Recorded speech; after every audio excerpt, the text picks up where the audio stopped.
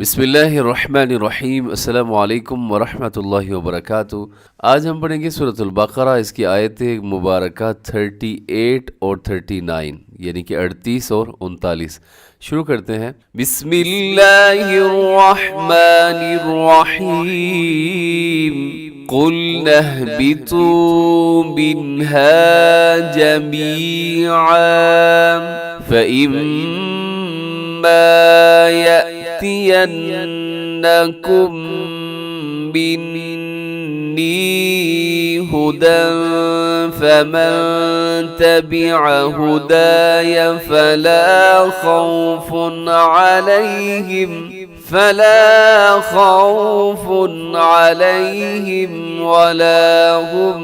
يحزنون۔ اس آیت مبارکہ میں پہلا لفظ دیکھیے گا، قُلْ نَهْبِطُوا۔ اس میں کیا ہے کہ آپ نے طا کو موٹا پڑھنا ہے، قُلْ نَهْبِطُوا، اور اسے لوگ کیا کر دیتے ہیں کہ قُلْ نَهْبِطُوا بے کر دیتے ہیں، بازر بی ہے تو اس کا خیال رکھیے گا۔ قُلْ نَهْبِطُوا، تو کو لمبا کرنا ہے کیونکہ واو یہاں پہ مدہ ہے، واو ساکن سے پہلے پیش ہو، واو مدہ ہوتی ہے۔ قُلْ نَهْبِطُوا، اس کے بعد ایک الف لکھا ہوا ہے، یہ الف نہیں پڑھا جائے گا، یہ کسی حرف کے ساتھ نہیں پڑھا جائے گا، یہ ایک رسم الخط ہے، یہ لکھا جاتا ہے لیکن یہ پڑھا نہیں جائے گا۔ آگے منہا، اب منہا نون ساکن کے بعد ہا حروف حلقی میں سے ہے تو یہاں پر اظہار کرنا ہے، مطلب غنہ نہیں کرنا، تیزی سے پڑھ دینا ہے۔ منہا، آگے ہے جمیعاً، لیکن اس کے اوپر ایک جیم کی علامت وقف آپ کو نظر آ رہی ہے تو وقف کر دیں گے، وقف جائز کی علامت ہے۔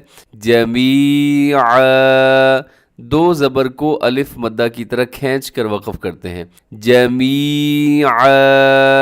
اسے ایسے وقف نہیں کرنا جمیعا، غلط ہو جائے گا، جمیعا۔ آگے دیکھیے گا، فَإِمَّا، میم مشدد ہے، یہاں پر آپ نے غنہ کرنا ہے اور اس کو لمبا کرنا ہے کیونکہ الف بھی ساتھ ہے۔ فَإِمَّا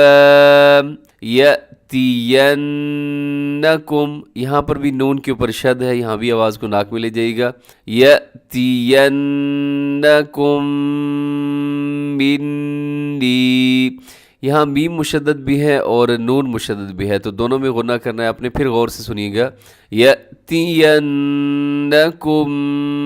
مِّنِّي۔ آگے دیکھیے گا، هُدًى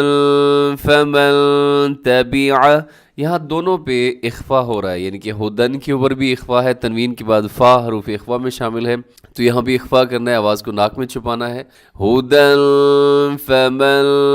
تَبِعَ۔ اب اس میں کیا ہوتا ہے کہ اکثر لوگ اس کو تابعہ کر دیتے ہیں، تابعہ نہیں ہے بلکہ تبعہ، تبعہ، اس کو آپ نے بہت زیادہ پریکٹس کرنی ہے عین کی، تبعہ، کیونکہ اس میں یہ سب سے زیادہ محنت ہوتی ہے عین کی ادائیگی میں، کیونکہ عین کی ادائیگی کو اکثر لوگ حمزہ کے ساتھ مکس کر دیتے ہیں تو جتنے بھی حروف ہیں میرے خیال میں عین کی ادائیگی جو ہے اس میں سب سے زیادہ مشکل ہوتی ہے، خاص طور پر جب تھوڑی سی عمر زیادہ ہو جاتی ہے پھر عین کی جو ساؤنڈ ہے وہ نکالنا تھوڑا سا اور مشکل ہو جاتا ہے، ناممکن ہرگز نہیں ہوتا لیکن یہ ہے کہ تھوڑا سا اس پہ محنت زیادہ درکار ہوتی ہے۔ پھر سنیے گا، فَمَن تَبِعَ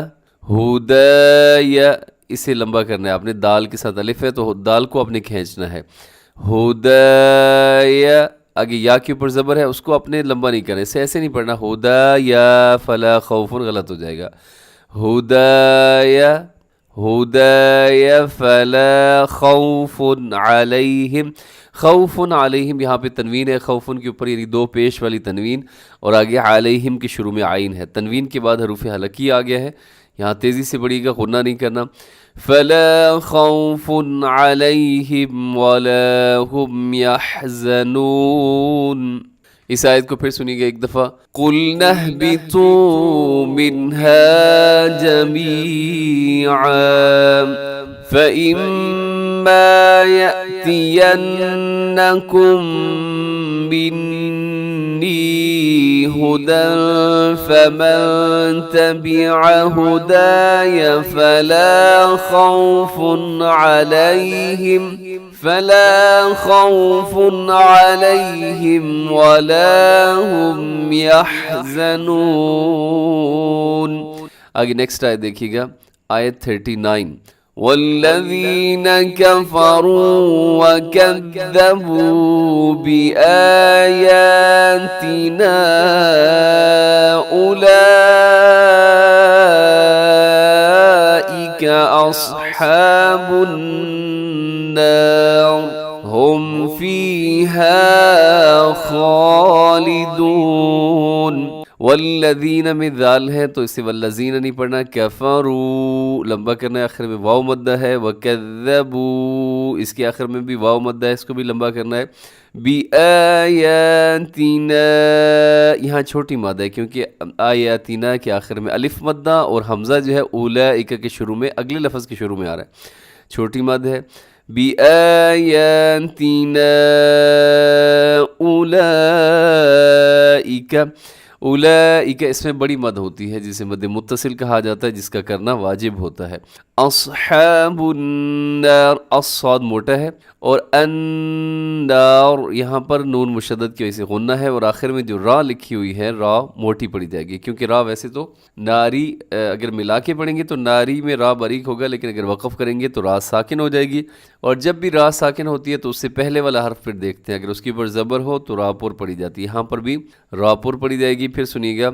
پر کا مطلب یہ ہوتا ہے کہ موٹی پڑی جائے گی، اولئک اصحاب النار۔ آگے جیم وقف جائز کی علامت ہے، وقف کر سکتے ہیں، ہم فیہا خالدون۔ تو اس کے ساتھ ہی ہمارا آج کا سبق مکمل ہو گیا، دعاؤں میں یاد رکھیں، خوش رہیں، السلام علیکم ورحمۃ اللہ وبرکاتہ۔